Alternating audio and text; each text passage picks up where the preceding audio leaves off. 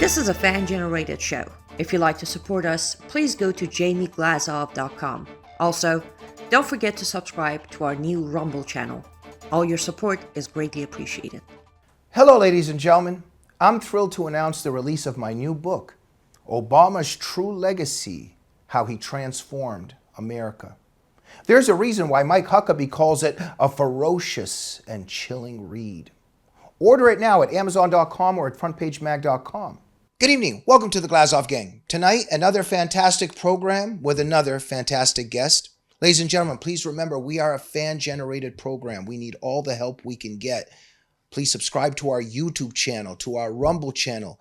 Click instant notifications on both. Visit JamieGlazov.com and subscribe to our newsletter.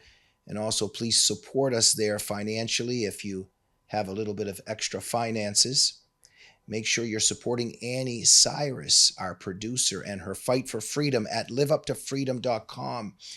And now to much more important matters. Our guest, back by popular demand, J.R. Nyquist, an expert in geopolitics and the history of communism. He's the author of many books, including his latest, The Fool and His Enemy. Jeff, welcome to the program. Thanks for having me, Jamie. Thank you, Jeff. Before we begin our discussion this evening, we just want to take a moment out here. A very sad day for us. A great friend of freedom, a great friend of the truth, Lou Dobbs, has suddenly passed.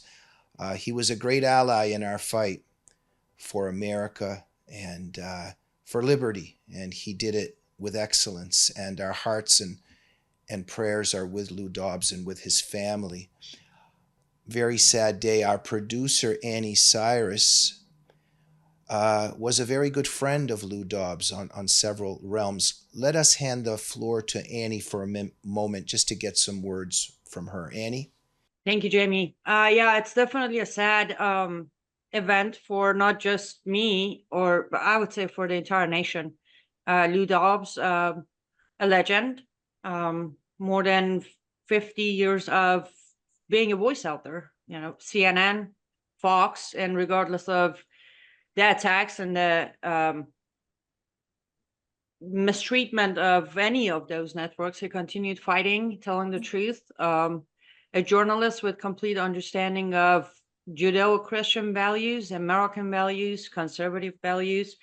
And as I mentioned on my social media, his legacy is going to go on through those of us who share the love of Christ and America, just like he did. And my heart goes out to his family, his wife, Debbie. And I just want to say, for anyone who, you didn't even need to know Lou Dobbs on a personal level. Just look at what he's done for our country, for our freedoms, and continue his work. Through your journalism, through your social media channels, learn from his strength and conviction. Be a truth teller, fight for America, and have faith, just like he did until the last day of his life on this earth. And he may rest in peace. Thank you, Annie, for those golden and sacred words. And our hearts are also with you, Annie, because I spoke to you earlier about this, and I know that it's a sad day for you as well, very much so. Jeff, would you like to say a couple words? Yeah, I was always loved to watch Lou Dobbs, and I never met him in person, but he had great evenness and steadiness and common sense and goodness. So that's something that was very much part of America, and we need to hold on to that. Thank you, Jeff. And so hearts and prayers with Lou Dobbs and with his family. Jeff, our topic this evening, inside job, ? I'll try to be very short. I just wanted to kind of set the stage here for a minute, just with my own thoughts on all this. Inside job, things being fixed. Just an analogy, maybe not the best analogy, but as somebody that's in the boxing world and follows boxing very closely. So the Bradley-Pacquiao fight in 2012, Pacquiao clearly wins 9, 10 out of those 12 rounds. They give the fight to Bradley. fixed. Is Pacquiao in on it? Clearly not, because he fought his heart out and won the fight. Are there influences in terms of the judges? I would say absolutely. So sometimes we just break down what exactly do we mean by fixed inside job? Who's in on it? Can you control everybody? Sonny Liston, Muhammad Ali, that second fight, the Phantom Punch. Now, one could argue that Sonny Liston, because when you look at him, the way he's getting up and then falling back down, it looks ridiculous. It looks like not only were there influences, but he might actually be in on it. I just want to begin even with these examples here, because right now everybody's talking about an inside job. Maybe that's not the exact words literally, and I'm very much on that side in the sense of something is definitely wrong here in terms of the attempted assassination of Donald Trump. But here's where I want to set the stage. There's either somebody making phone calls and saying, do this to everybody, or there's maybe a little bit of that, but maybe there's just some catastrophic incompetence. Or there could just be some callous indifference with certain people. So, I'm just wondering, would the powers that be, for instance, really hire this guy that allegedly or apparently is the only guy that did this? Is he really the best person for the job? Or is it possible that this guy is just acting alone or maybe with a few other people, but the powers that be create because of their hatefulness of Donald Trump, could there be a lot of players involved that are very, let's say, inactive and incompetent and not going out of their way to protect him? These are just some things that I'm raising here just to set the stage for this conversation. Jeff, let me hand you the floor on what's been on your mind in terms of this. Well, look, when a conservative fails to get his PhD, does he fail to get the PhD because he's got leftist professors on his committee and they decide they're going to give him a hard time and they're going to screw him over? That could be because they don't want a conservative to get a PhD. Is that an inside job, or is that more or less using your position to hurt somebody, to give an elbow to the ribs, to knock somebody down? I think by inside job, you're meaning that that people in the security detail of the president knew that this guy was coming to shoot him and made it possible for the guy to take the shot. That would be an inside job. I'm with Dan Bongino on this. Bongino says there's no evidence for this, and we can't say anything without evidence. He chastised some people chatting on his site earlier, saying that he was obfuscating the facts of the shooting of Donald Trump in order to sort of cover up an inside job. And he was pretty angered by that. Of course, he being a former Secret Service agent with connections to the Secret Service who has a lot of inside information. So I would go by him and say that, no, in that sense it wasn't. But in the sense you were saying later, that they really hate you and they wish you ill, and maybe by maybe withholding the support or not doing as good a job as they could, thinking, who cares about him? They could actually cause him harm. That's more realistic. And I think we see that with leftists in positions of power being able to hurt conservatives. And look, the reason that many of us feel,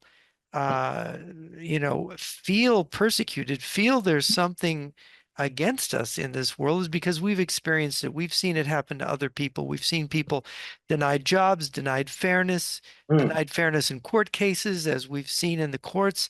All the people that were arrested for January 6th who were Yeah. not charged with a real crime, while all these left-wing rioters who tore down statues of founding fathers, of George Washington, of Teddy Roosevelt, of U.S. Grant, hardly anybody was arrested. Nobody was punished. And $2 billion in property damage and burnt buildings and 60 odd injured people and even a few people killed in those riots. I'm sorry, but that's a double standard. Jeff, let me interrupt here for a second. So, Jeff, in Brothers Karamazov, Fyodor Dostoevsky's work, we know that the father gets killed. And there's a very interesting question that Fyodor brings up in that book. Who's the murderer? Is it the person that does the action, or is it the person who puts the idea in his head? So let's even begin with this discussion. The lies, the slanders, the libels against Donald Trump, all of these years by the left, they are the murderers on some levels, or the attempted murderers, right? Because There is the fact that a lie is close to murder. Solzhenitsyn pointed this out, that the relationship between lying and murdering is a real one. Go ahead, expand on that. Because look, when you tell a lie, you're murdering something that's extremely precious. You're murdering the truth. And our existence, actually, our ability to exist often depends on the truth. Some truths are so vital that if we don't have them, we die. The truth not only sets us free and has to do with our liberty, but it also can be about our existence.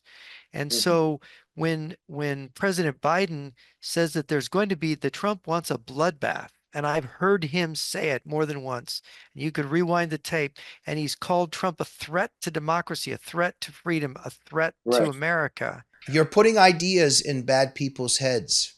Or confused people, crazy people's heads. Some young kid who doesn't know up from down, who maybe has emotional problems, like Thomas Crooks, for example. Now, okay, so Jeff, hard to know where even to start here. So, okay, so inside job or just catastrophic incompetence? But just let look at, first of all, this guy. But I'm also thinking, if this was like, okay, let's do this now. Let's do this now. Okay, get him to show up with a rangefinder and get it to go off in the metal detector. Kind of doesn't add up a little bit. Get him to walk around with a ladder and a rifle and so, but who knows? I mean, we don't know. Maybe they've got this patsy that they're going to set up. So I'm only asking questions. But one thing is let me just ask this. There's a timeline here. The guy shows up with a rangefinder. Then it turns out that this guy was under suspicion. Then it turns out that the police officer that climbed that sloped roof, which is another whole debate here, he climbs up, he sees him, the sniper looks at him, and then he falls down. And then the cop or the other cop that was boosting him up, they made a call.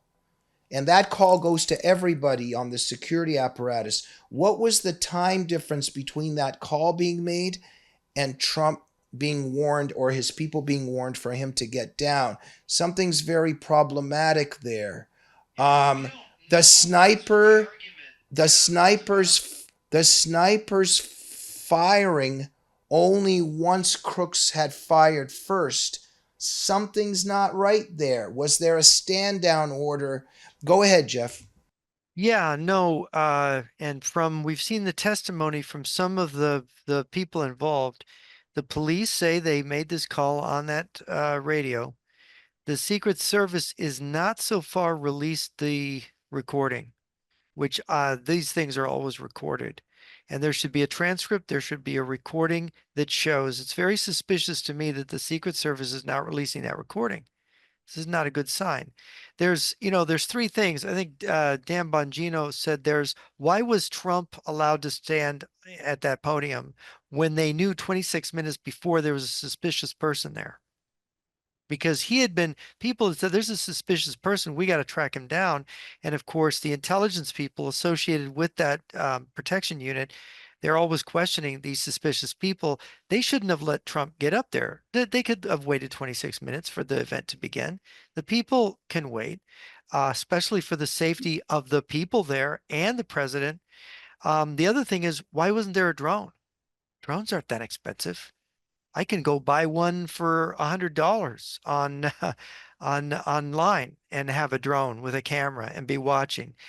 Why now they decided not to cover that building because they claim because the roof was slanted, it was a possible somebody might fall off of it. It was made of metal. It was hot. Okay, fine. Then why didn't you put up a banner to obstruct the line of sight from that shooter position?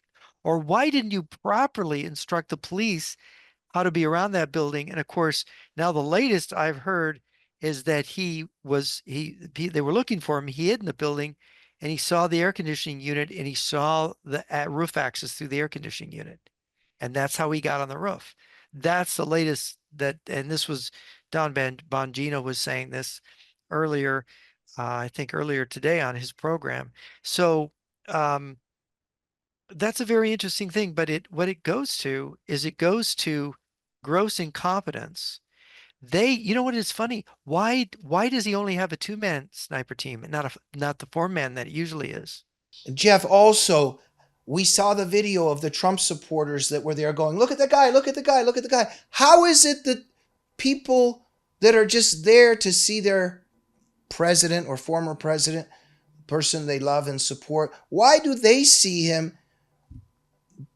But the Secret Service is not worried about it or doesn't see him.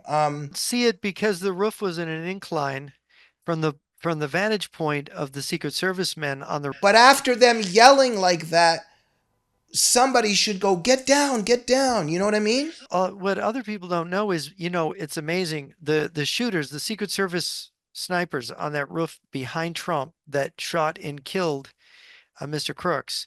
Did you know there was a tree obstructing their vision? They shot him through a tree. They managed that shot through a tree. So, and of course, if you're setting up your counterfire team and you're not covering a roof, you position them so that they can't actually see the roof completely. You know what I'm saying? I mean, Yeah. that was, I mean, Wait, are you saying the bullet went through a tree? they had to fire. No. There was a tree between them and the roof, and they had to find a spot where they could hit that shooter. And of course, some of these high-powered rifles, they hit a tree leaf and the bullet trajectory changes. I mean, you have to fire between those leaves.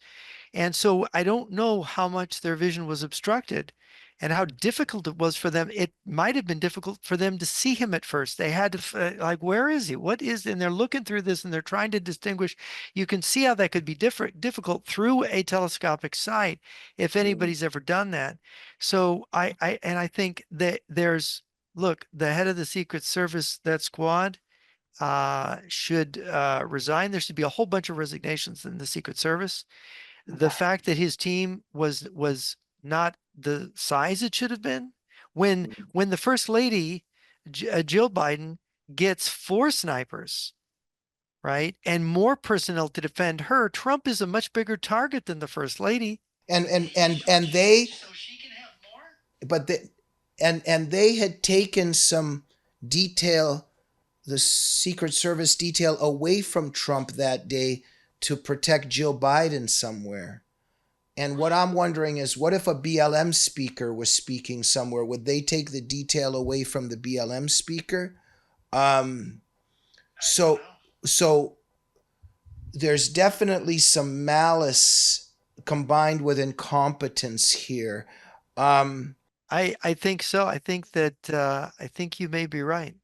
But there may be a little bit of sort of malicious carelessness, let us call it. Well, even the head of the Secret Service, this Kimberly Cheadle, I think it is, just so we even know her ideology, she wants DEI by a certain year soon to be like 50% or whatever percentage it is. So, diversity, equity and inclusion have to be part of, I don't know. Look, let me just put it this way. If I need protection, Jeff, I'm just saying I would rather have Sylvester Stallone and Schwarzenegger at their peak years rather than Rosie O'Donnell and Whoopi Goldberg, but that's just me. But go ahead. Yeah, no, I mean, there's only one thing that you want when you're protecting your life or protecting someone's life is the most competent people. You don't want to pick somebody because of the color of their skin. That's not the most competent person. You don't want to pick somebody because of their political view or their ideology above competence. You want the most competent defenders of your president's life or the candidate's life that you can find. And really, when Biden has been inciting violence against Trump. Because when you say somebody is going to cause a bloodbath, I'm sorry, that's Yeah. inciting violence against Trump. It is. We can call it any way you want. You can fudge it any way you want. He's inciting violence against Trump by language. And language, by the way, we have freedom of speech, but there's such a thing as responsibility about yelling fire in a crowded theater or saying he's a Hitler. Somebody better do something about him. I mean, I think Yeah. Biden just said yesterday that what did he say? He was a Hitler type or a Hitler follower or something like that.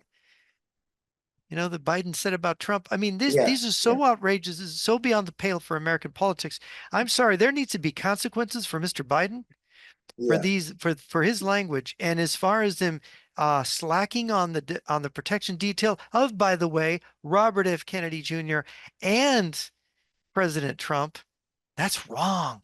If I'm the Yeah. president, I want to be as generous as I can to my opponent to make sure he's safe. I want to go over the top to make sure he's safe, not trying to cheat him and Yeah. nickel and dime him on his security. Another thing I'm keeping an eye on. So, Alex Jones got fined or, just taken for, so I think it's like almost $1 billion for some of the things he said about Sandy Hook. Okay, maybe some of those things that he shouldn't have said or whatever. But Joy Reid and some of these people on the left are now saying exactly the same thing, that the thing's not real, that it might be staged, etc. It'll be interesting to see if they could be taken to court and taken for exactly the amount of money or something close to it that Alex Jones was sued I for. think the people who were shot and the guy that died, I think his family should sue them. Yeah, yeah, absolutely. Yeah. Okay, now I'm interested in this other thing. Jeff, look, I'm the child of Soviet dissidents. From my childhood, I love America, and I just wanted to kind of defend the CIA and FBI, the land of the free, against the Soviet monstrosity.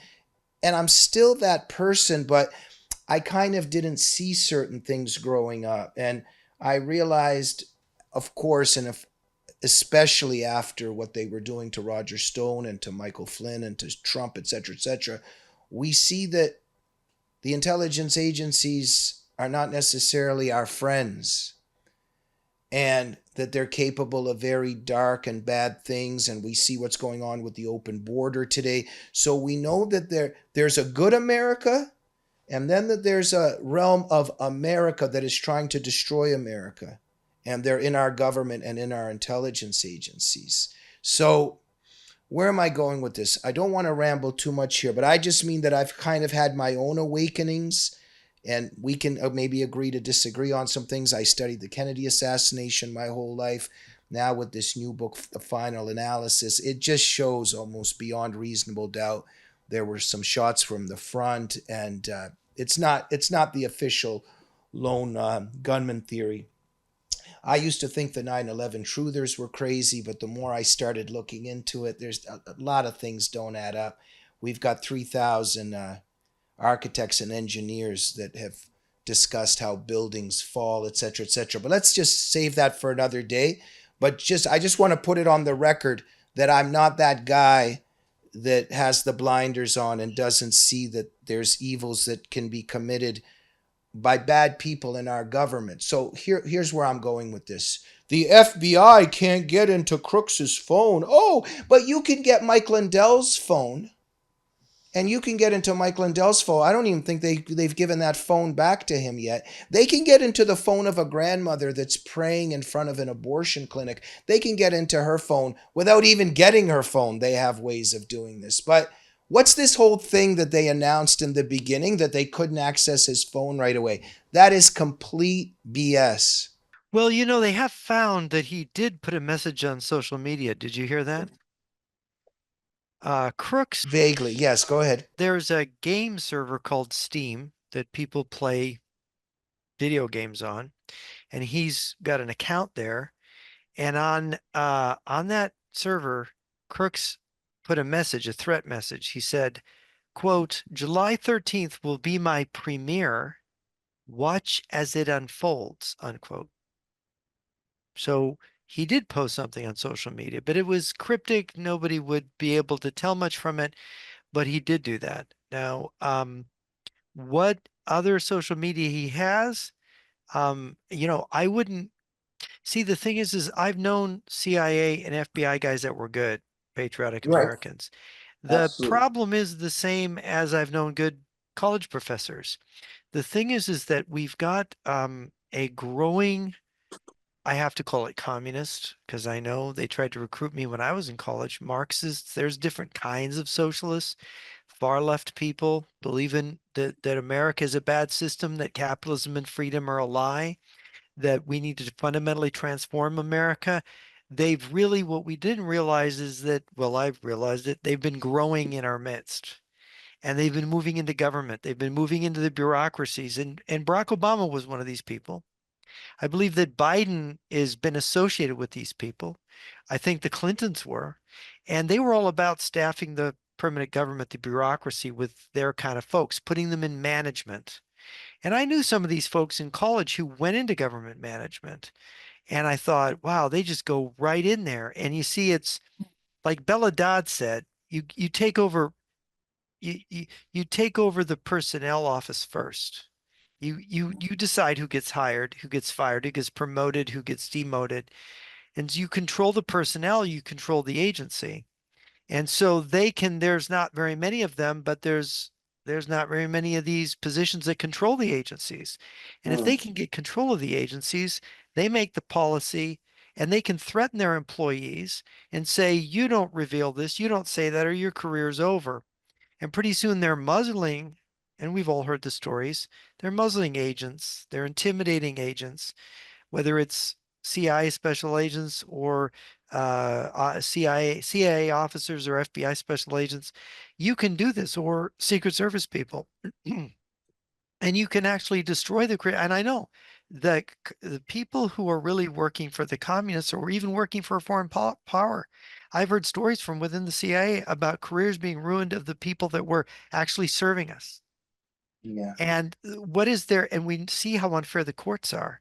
We Mm. see how they've gotten into the judges, they've gotten into the law schools, and they've gotten into the White House.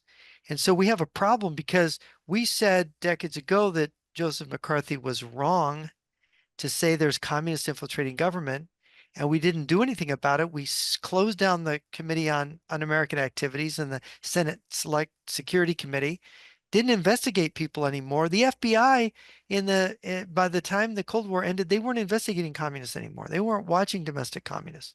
Yeah. They had to get rid of, destroy all their files. I think there was a court case, Supreme Court case, 79, I think it was. These FBI guys, they lost everything. And they said, look, you can't hold files on Americans who are part of these far left groups. Yeah. You know, Jeff, the Venona transcripts and other declassified material and a whole bunch of empirical evidence shows and proves McCarthy actually underestimated communist infiltration, but it was his tactics, one could argue, that unfortunately discredited anti-communism. But absolutely. If you read Blacklisted by History, which is Yeah. Stan Evans' Mm-hmm. book, it Yeah. turns out that Evans documents how all the things they accused McCarthy of doing in terms of tactics were Yeah. what they did to McCarthy. No, absolutely. Which is Absolutely. interesting. And so I'm not sure, because history is written by the victors. And I'm not sure we have, I mean, McCarthy wasn't perfect. None of us are. And that's also a problem. But when you're not perfect and you have to be perfect not to be destroyed, Yeah, no, then you're absolutely. destroyed, right? Yeah. You know. Let's go for a quick sponsor break and we'll be right back. Looks like you've been sleeping well, Megan, he's back. The My Pillow guy. and you're looking good. Still feeling good. Well, just when you thought it couldn't get any better, we've got the best pillow ever, My Pillow 2.0. Wow, it's so soft and smooth. It's cool to the touch. How did you do that? Well, we took My Pillow's patented fill and combined it with this new technology that we didn't have back then when I invented My Pillow to bring you the best pillow in history, My Pillow 2.0. Just like all of you, I never imagined that My Pillow could get any better. That's why I haven't changed it in nearly 20 years. Then I heard about a revolutionary new technology, and I knew I had to bring it to you all. MyPillow 2.0 is truly the next generation of MyPillow. The MyPillow 2.0 is cooler and softer than the last MyPillow. It is so comfortable to sleep on at night. I look forward to going to bed, and I wake up well rested in the morning. Sleep is all about temperature and height. MyPillow 2.0's patented adjustable fill is going to give you the exact individual support you need from your head to your bed. And now here's where it gets even better. We've all experienced those temperature-related sleep interruptions where you get too hot, you toss and turn, you flip your pillow over to the cool side. Well, all that's gone with my brand new MyPillow 2.0 cooling fabric that's made with temperature-regulating thread. The best sleep just got even better. Whether you have a MyPillow or not, you need to get the brand new MyPillow 2.0. Call or go to MyPillow.com now. Use your promo code, and for a limited time when you buy one, you'll get a second one absolutely free. You're sleeping even better. And cooler, too. And you're looking good. Feeling good. I knew you would. Visit mypillow.com. And that's right. Make sure to go to mypillow.com or mystore.com and use promo code GG21. You can get a discount of up to 60% off of all the amazing products, and you're going to be helping Mike Lindell as well as our show. And if you like the one-of-a-kind handmade art, make sure to go to lutfstudio.com and purchase resin art pieces made by our one and only producer, Annie Cyrus. Use promo code Glazov to get special discounts, and it helps both Annie and the Glazov Gang. And we are back with Jeff Nyquist. Jeff, welcome back to the program. I want to get back to this very important discussion we're having, but can you please, very briefly, under 2 minutes, just tell us how they tried to recruit you in college, the communists? Well, first, after I graduated, I went to get a teaching credential, and my teacher was a very nice woman. She was a Sioux Indian, very good with junior high kids. I didn't realize she was a communist, and she really liked me, and I enjoyed her classes. And she said, if you want to, work for better education in California, this was at UC Irvine, come to this meeting tonight at the Science Lecture Hall at 7 p.m. And I happened to have the night off, and I thought, I think I'll do that.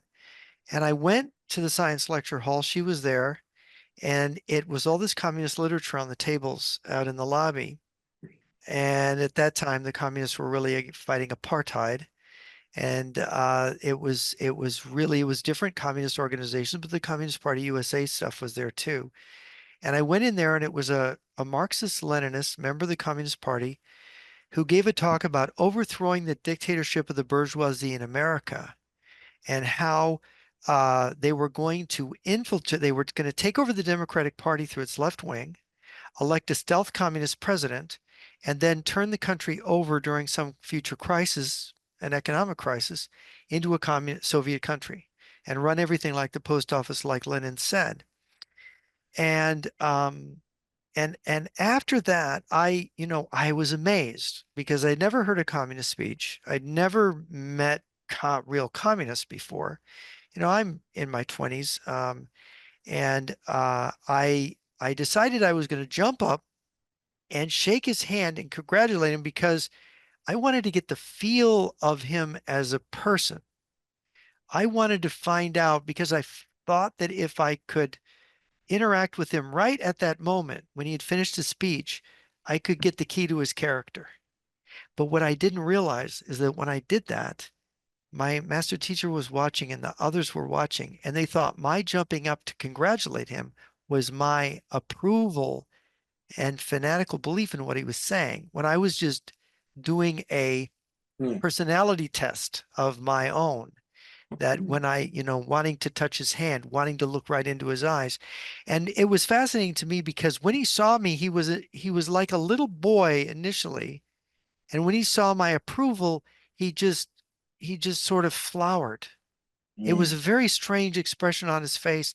I'll never forget it, because I thought he's like a wounded child somehow. I saw that in his face. And it was, I didn't even understand it at the time. It took me years to understand that look on his face.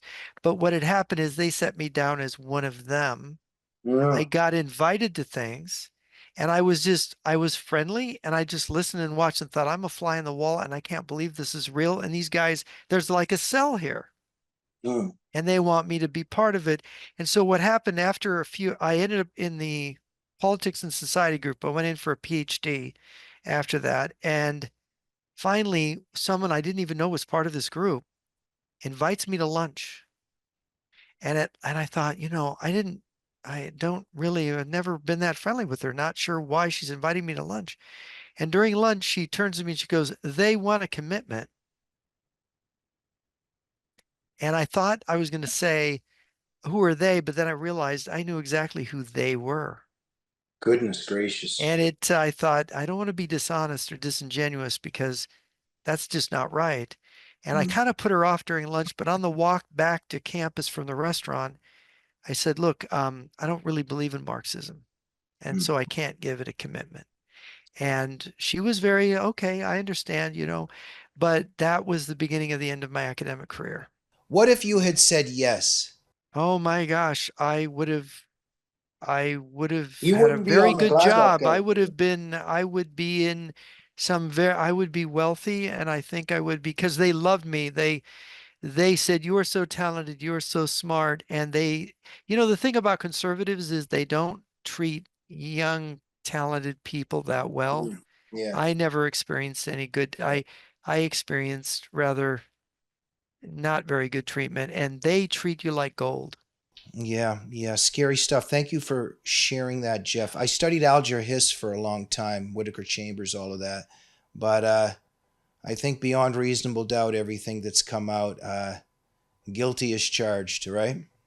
Oh yeah, there's no doubt about his. The very fact that the Soviets continued, or the Russians continued, to try to lie about it and then realized they were making a mistake after the fall of the Soviet Union tells another story as well. It's very strange. But then he, even at the end of his life, he still was trying to be proven innocent. Did you read his book? Alger Hisses himself? Yeah, I perhaps not. Yeah, not completely carefully though. Interesting to read it because it's such an amazing series of lies. If you've read Whittaker Chambers and you've read Nixon's Sixth Crisis, where he describes it, and Nixon himself was like really worried that he'd made a mistake supporting Chambers, but Chambers came up with that pumpkin patch microfilm, and so it was, but Hiss really was caught. They weren't able to convict him for espionage. They convicted him for perjury. He lied about not knowing Chambers. And of course, why did he lie about not knowing Chambers? Because he was a spy. Yeah, and then there was that whole thing with the car, the Ford, and all that. But let's save that for another time. But just definitely infiltration in our government, etc., etc. Exactly. And so let's use that a little bit as a hook to switch back into our conversation here. So you mentioned Dan Bongino, great guy doing very important work now. He has said that the Secret Service Director, Kimberly Cheadle, has been given instructions from the administration and the DHS secretary to keep her mouth shut about all of this. That's interesting. He says that he's got it from very reliable sources that she's been told to be silent. Well, it's the normal, when you're in trouble, when you've done something stupid or wrong that's criminally liable, which there'd be criminal liability for this kind of incompetence. You do keep your mouth shut. It's what a lawyer tells you. Don't say anything, protect yourself, right? Yeah. Jeff, I'm always very skeptical at what and I do believe that there's a they, what they try to throw at us during all of this time. So all of a sudden, they're talking about Iran. Now, don't get me wrong. One of the most evil regimes there is on the planet. Our hearts are behind the Iranian people. We want to see the overthrow of that awful regime. We got that. But these powers that be, they can try to manipulate things or try to distract us. I don't know. But the Iranian regime obviously kills everyone in the world, including not just their own people, but including Americans. They've been killing Americans since the revolution. And but all of a sudden, Iran now is in the picture. They're throwing Iran into the picture. And then all of a sudden, Biden has COVID. And he has COVID, but he's in a restaurant knowing he has COVID, talking to people. Like if Trump had COVID talking to people, this would be front page news everywhere that he's a murderer. Let me just give this to you. The Iran ingredient and Biden all of a sudden getting COVID. What is all of this that's been thrown into the mix right now? Well, obviously, the administration has received a grave wound. Trump was wounded in the ear, but that wound is actually a deep wound in the Democratic administration. It's a wound showing their meanness, their littleness, the horrible consequences of their rhetoric of calling Hitler on Trump and saying that he's going to cause a bloodbath. I mean, now everybody is going to see the rhetoric of President Biden in a different light. They had to withdraw their ads. Why did they withdraw all those ads, those campaign ads? Because those ads were saying untrue things about Mr. Trump, things that were might have incited someone. And then if they put those ads after the fact that people saw the shooting, they go, wait a minute, no wonder he gets shot at. This is the way the Democrats talk. They really received a wound. And here Biden, look at the media frenzy before this assassination attempt on Trump. It was all about Biden's mental capacity. And it was a battle within the Democratic Party. They were ready to tear each other's throats off before their August convention to replace him, to get him to step down. And it was interesting to watch because they'd been lying and gaslighting us so much about Biden. But you see, the only reason they did that was because Biden was behind Trump in the polls. He was incompetent 4 years ago. They didn't care. They only care because it's about their retaining power in this administration. And all of a sudden, in the middle of that, this event happens, which just eclipses everything. They don't want this event to stay in the consciousness of the public. So obviously they're going to talk about, oh, war with Iran, or, oh my gosh, these other things are happening, right? Oh, the president has COVID. Let's see how much sympathy we could get for president. I mean, does he have COVID? Come on. Come on. I mean, I hate to be cynical, but I want proof. I'd like to see the proof that he really has COVID. I mean, Yeah, but it's definitely a distraction. But the COVID thing could very well be a convenient distraction. Yeah. yeah. I mean, look, I'm looking at how cynical and dishonest they have been. And this is why people use the term inside job, because this is the danger when a government is so full of lies and so full of this, they really hate America. They hate us. They hate flyover country. Here I'm in the upper Midwest. They hate us. I know it. They hate all the people that are going to church. They hate all the people that believe certain things in this country. And they don't really make bone. What was it Hillary Clinton called us? Deplorables? We're deplorables. Trump is a racist. He's the next best thing to Hitler. This isn't true. We're not racists. This is some twisted far left condemnation of America that doesn't belong in our discourse. And now it's the indecency of it is now present in front of everyone to go, wait a minute, they shot a human being. They killed that fire chief and they wounded 2 other people and they clipped Trump in the ear. Could have killed Trump. I mean, it's such a miracle. Trump just turned his head a little bit just as that bullet was coming. It would have taken the back of his head off if he hadn't just cocked his head a little bit. I mean, imagine that. Yeah. And everybody's got that on their mind. We can't get it out of our mind. Thank you, Jeff. I haven't cried in a while. I did cry that day. I'm so grateful that Trump is still alive. You talk about this miracle here, and we're believers, and we're both Christians, Jeff, both Catholics, I think. And look, I don't know how things work. I don't know how much God interferes in certain things, how much he doesn't interfere. I just don't know. It's this incredible story of these people during the Cold War that were sneaking Bibles into the Soviet Union. And this guy, he had this Bible. It was a Romanian Bible, and it was in the Romanian language. and he just put it into the bag with 100 Russian language Bibles. And when they were going through the border, the guards came and opened the trunk, and the guy reached in and took out the book, but it was in the Romanian language, and he didn't understand it and put it back and let them keep going. And I'll never forget that story. Is it a coincidence? Or sometimes there is the hand of God. And I don't know, like the guy's shooting and then just Trump goes like this. It's too much. Jeff, do you see the hand of God here? Because I do. Yeah, I think so, because this event was what they would call chance, but then it has a certain providential meaning. See, what we don't realize is, they're starting in physics now. There's some very interesting books out on physics. I'm reading Fagan's book on physics. Is that what we're realizing is that our reality is mediated by a higher consciousness than ourselves, that we live in this reality, that this reality isn't real in the way we think it is. And so there is a kind of this world. We didn't make this world. We don't actually guide it. We live in it. We're the creature. There is a creator. And I think that comes into focus when you look at some of the new physics. And if people want to say there's no providence in history, there is a case which even Mark Twain, as hardened an unbeliever as he was, had to admit, and that's Joan of Arc, right? So if you look at Joan of Arc, the story, and I did an article a couple of years on it and I read it, and it's just, you talk about crying, you start weeping when you're reading about this girl, the heroism of what she did. She could only have done it with God's guidance.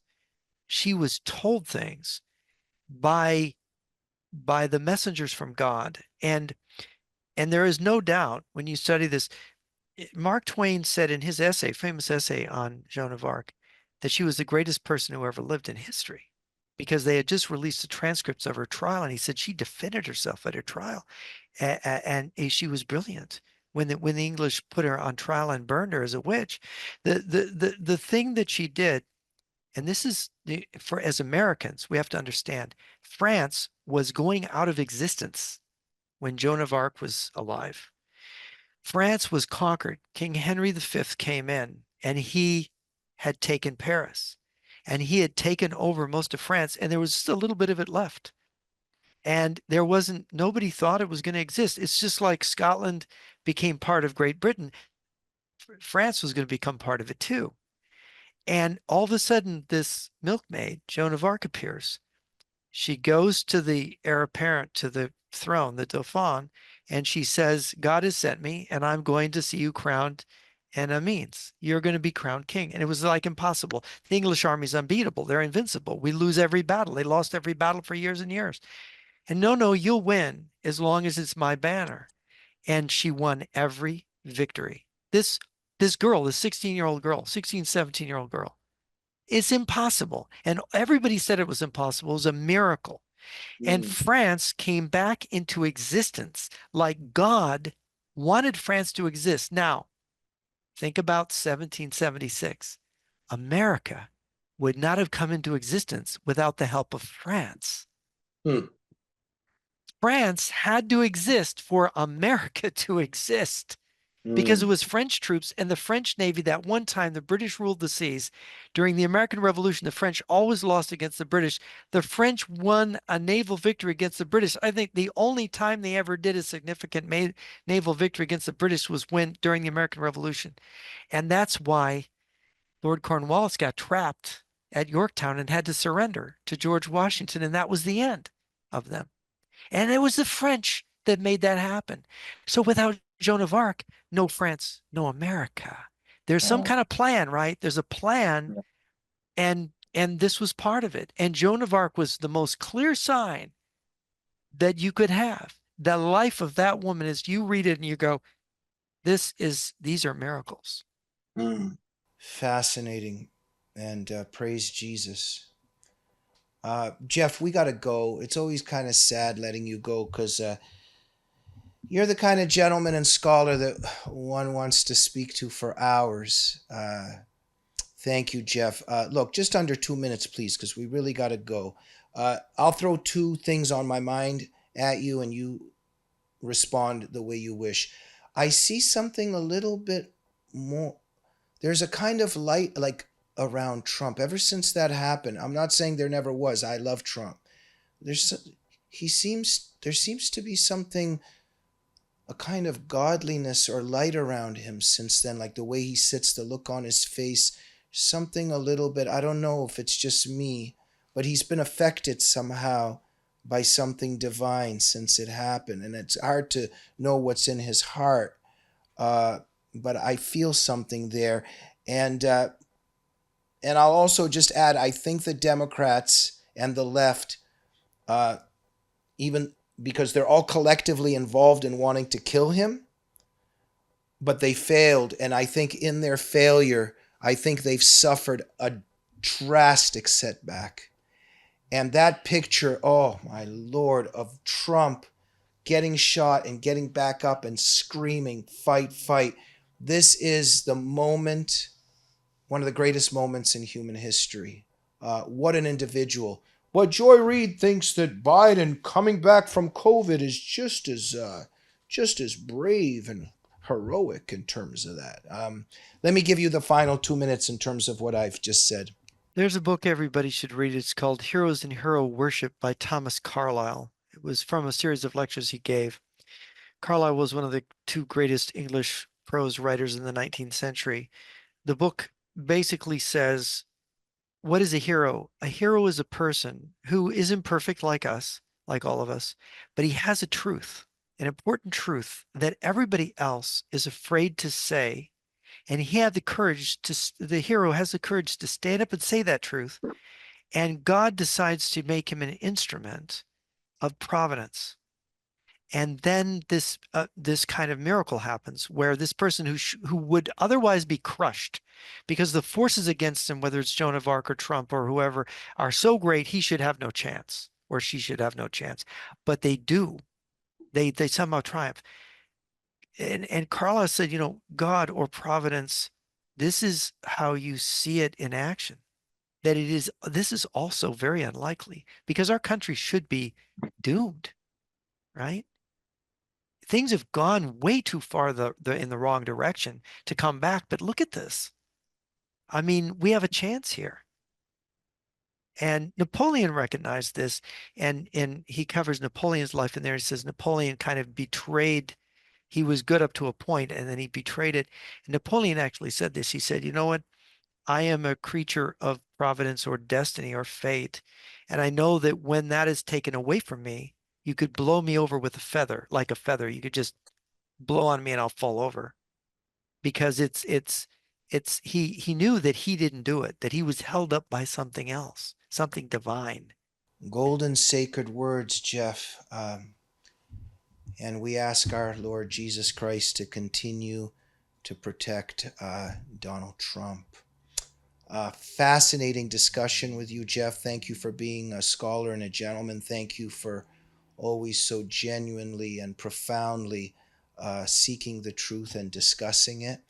And am I correct that everybody should be going to jrnyquist.blog? Yes, jrnyquist.blog.